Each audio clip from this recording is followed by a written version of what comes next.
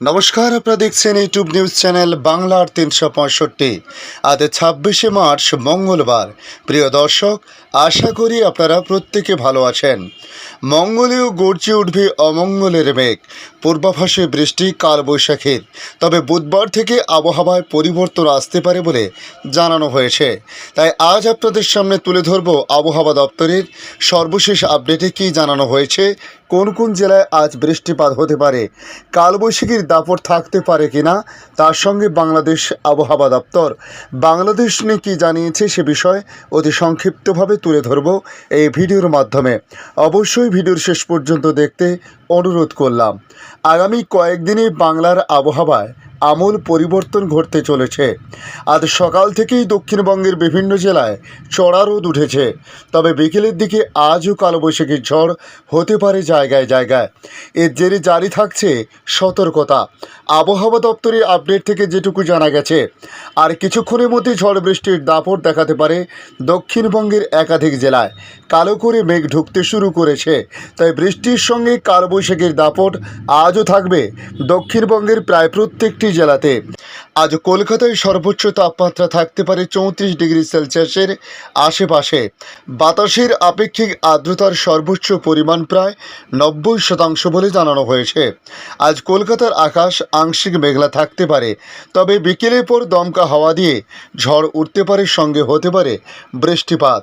আজ দক্ষিণবঙ্গে কলকাতার পাশাপাশি উত্তর 24 পরগনা, দক্ষিণ 24 পরগনা, পূর্ব মেদিনীপুর, পশ্চিম মেদিনীপুর, ঝাড়গ্রাম, বাঁকুড়া, বীরভূম, মুর্শিদাবাদ, হাওড়া, হুগলি, নদিয়া, পূর্ব ও পশ্চিম বর্ধমান, পুরুলিয়া বজ্রপাত সহ বৃষ্টি হতে পারে।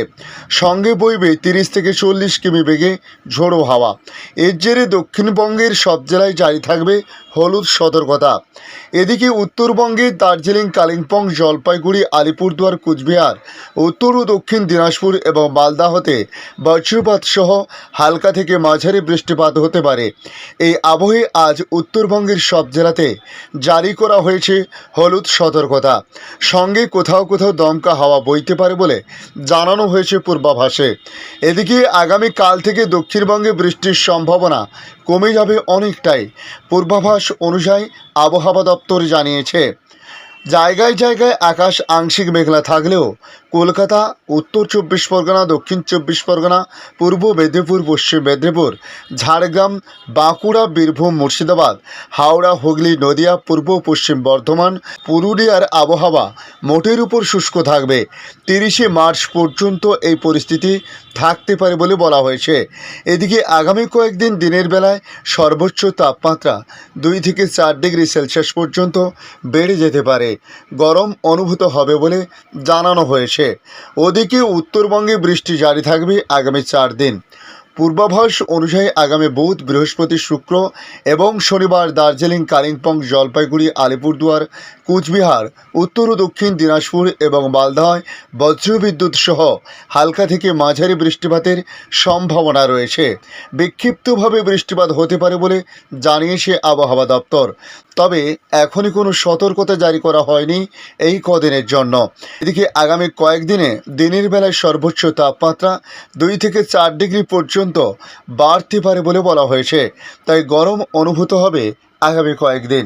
এখন দেখে নেব বাংলাদেশ আবহাওয়া দপ্তর বাংলাদেশ নিয়ে কী জানাচ্ছে। আজ মঙ্গলবার দেশের বিভিন্ন অঞ্চলে বিচ্ছিন্নভাবে ঝড় বৃষ্টি হতে পারে। আজ মঙ্গলবার দেশের বিভিন্ন অঞ্চলে বিচ্ছিন্নভাবে ঝড় বৃষ্টি হতে পারে। কোথাও কোথাও হতে পারে শিলাবৃষ্টিও। তবে বুধবার সারা দেশে বৃষ্টি একেবারে কমে যেতে পারে।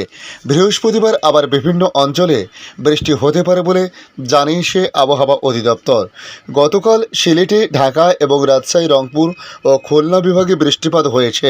তবে সোমবার সকাল 6টা থেকে মঙ্গলবার সকাল 6টা পর্যন্ত গত 24 ঘন্টায় সবচেয়ে বেশি প্রায় 63 মিলিমিটার বৃষ্টিপাত হয়েছে সিলেটে। মঙ্গলবার সকালে দেশের সর্বনিম্ন তাপমাত্রা 17.5 ডিগ্রি সেলসিয়াস ছিল সৈয়দপুরে, তেঁতুলিয়া ও ডিমলাতে এই পরিস্থিতি ছিল। তবে সোমবার দেশের সর্বোচ্চ তাপমাত্রা 34.8 ডিগ্রি সেলসিয়াস ছিল মংলাতে। ঢাকায় সর্বোচ্চ তাপমাত্রা ছিল 33.1 ডিগ্রি সেলসিয়াস। আগামী 24 ঘন্টার আবহাওয়ার পূর্বাভাসে আবহাওয়াবিদ মোহাম্মদ শাহিনুল ইসলাম জানান, ঢাকা, ময়মনসিংহ, খুলনা, বরিশাল ও সিলেট বিভাগের কিছু কিছু জায়গায় এবং রংপুর, রাজশাহী ও চট্টগ্রাম বিভাগের 2-1 জায়গায় অস্থায়ী দমকা বা ঝোড়ো হাওয়া সহ বৃষ্টি বা বজ্রসহ বৃষ্টি হতে পারে।